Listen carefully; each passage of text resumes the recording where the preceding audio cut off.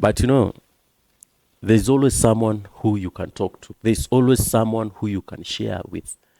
And that person is God. When you don't know what to do, when things have gotten tough and you don't know what to do, just kneel down. Najua nilikuwa naambia mwingine juzi, heri wewe uko na watu unaweza ita. Heri wewe unaweza ukapiga simu usaidiwe. Kuna kama sisi ambaye tunategemea tu Mungu peke yake. Like Mungu leo hii akisema, it is done, we are finished. And you see something funny, wakati unaamua kutegemea Mungu na wakati unaamua kuwait upon the Lord, na wakati unaamua kuweka tumaini yako kwa Mungu, watu wataanza kukumisunderstand. Wengine wataanza kusema uko na maringo. Wengine watasema ulipata pesa ukatoroka. Wengine walisema ulipata njia zako zilifunguka ukaamua kuwatupa. But they really don't know the reason why watu wengine walijitenga. Hawajui, but they'll assume, they'll talk.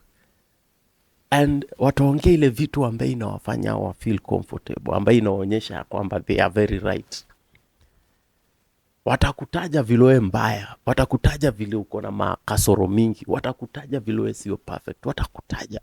Na some of them will say, atapata shida tutafute. But they really don't know. Pressure ambaye zinatokana na watu inakupusha we, inabidi wewe unakaa chini, unabaki wewe na Mungu yako.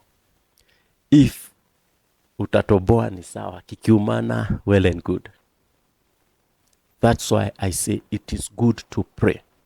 It is good to have a good relationship with your God. Haijalishi wewe uko sawa, haijalishi uko comfortable, haijalishi una struggle kwa life. But you see, your relationship with God really matters. And it will help you ile time ambaye hakuna mtu anaweza kukuokolea. Just have that good relationship. Na kila wakati kuwa ukiomba, kuwa mtu wa maombi. Unaweza ukashindwa kufanya vitu mingi, but of course huwezi ukashindwa kupiga magoti na kumwita Mungu.